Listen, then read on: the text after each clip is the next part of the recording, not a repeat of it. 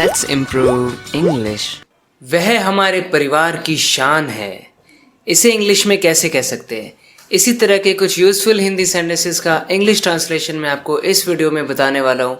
इस वीडियो को एंड तक ज़रूर देखना, आप अपनी इंग्लिश को डेफिनेटली इम्प्रूव करेंगे. जैसे इसे हम इंग्लिश में कह सकते हैं, he is an honour to our family. He is an honour to our family. हमारी फैमिली के लिए वो ऑनर है, हमारी शान है, परिवार की शान है. जैसे कहना है, आप तो हमारे गांव की शान हो. आप तो हमारे गांव की शान हो. You are an honour to our village. You are an honour to our village. यानी हमारे विलेज के लिए आप एक ऑनर हैं, आप शान हैं. हम सम्मान महसूस करते हैं कि आप हमारे गांव में हैं. इस तरह से आपका दोस्त होने में मेरी शान है, या कहने का मतलब है मेरे लिए गौरव की बात है आपका दोस्त होना. It's a great honor to be your friend. It's a great honor to be your friend. Honour की बात है, सम्मान की बात है. आपसे मिलना मेरे लिए बहुत गौरव की बात थी. किसी से मिलकर हम उसकी तारीफ करते हुए और बहुत ज़्यादा सम्मान जताते हुए ऐसे बोलते हैं, आपसे मिलना मेरे लिए बहुत गौरव की बात थी. It was a great honor to meet you. It was a great honor to meet you. यानी आपसे मिलना मेरे लिए बहुत गौरव की बात थी, बहुत मेरी शान थी उसमें. उसके सम्मान में एक पार्टी रखी गई है. इसे इंग्लिश में कह सकते हैं, a party has been organised in his honour. A party has been organised in his honour. उनके सम्मान में एक पार्टी रखी गई है. आपके सम्मान में आज हम पूरे गांव को सजाएंगे. Today we will decorate the whole village in your honour. Today we will decorate the whole village in your honour. यानी आपके सम्मान में आज हम पूरे गांव को सजाएंगे.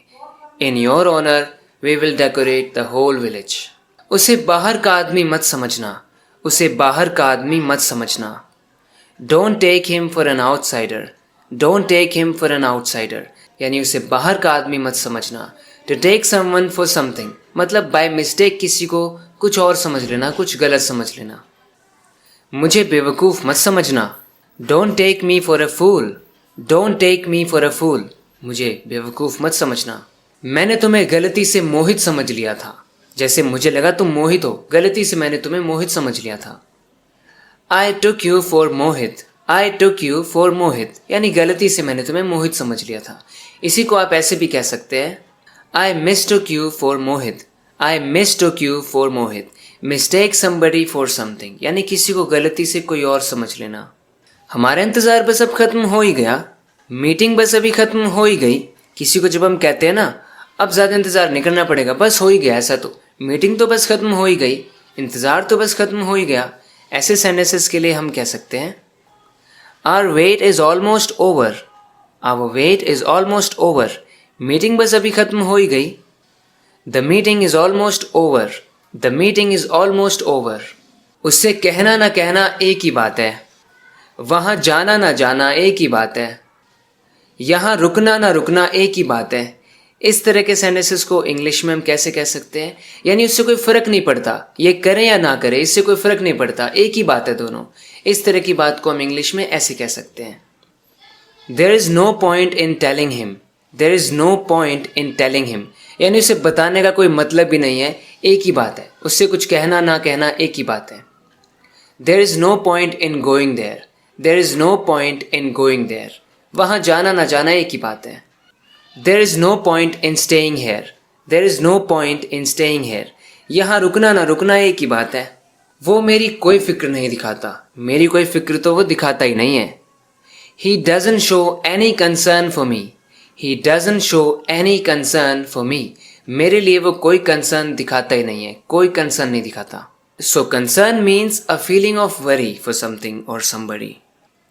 अगर थोड़ी सी फिक्र दिखा लोगे तो आपका क्या घट जाएगा? अगर थोड़ी सी फिक्र दिखा लोगे तो क्या घट जाएगा? What will you lose if you show a little concern? What will you lose if you show a little concern? मैं क्या खाता पीता हूँ ये तेरे मतलब की बात नहीं है, तुझे इससे कोई मतलब नहीं है. मैं पैसे कहाँ से लाता हूँ ये तेरे मतलब की बात नहीं है, इससे तुझे कोई मतलब नहीं है. What I eat or drink is none of your concern. What I eat or drink is none of your concern. It is none of your concern. इसे तुम्हें कोई मतलब नहीं है. यहाँ पे कंसर्न का मतलब होता है कोई रिस्पॉन्सिबिलिटी होना, राइट होना कुछ जानने का, तो ऐसा आपके पास कोई कंसर्न नहीं है। वट आई ईट और drink is none of your concern. तुझे इससे कोई मतलब नहीं है मैं क्या खाता हूँ क्या पीता हूँ। मैं पैसे कहाँ से लाता हूँ ये तेरे मतलब की बात नहीं है। How I arrange the money is none of your concern. How I arrange the money is none of your concern. मैं कैसे पैसे लाता हूँ कहाँ से लाता हूँ इससे तुझे कोई मतलब नहीं है, तेरे मतलब की बात नहीं है। आशा करता हूँ कि आपको ये वीडियो पसंद आई होगी। इसी तरह से अपनी इंग्लिश को इम्प्रूव करते रहने के लिए इस चैनल को सब्सक्राइब ज़रूर करना अगर आपने अभी तक नहीं किया है तो। Thank you very much for watching this video. Will talk in the next video lesson. Till then take care and bye.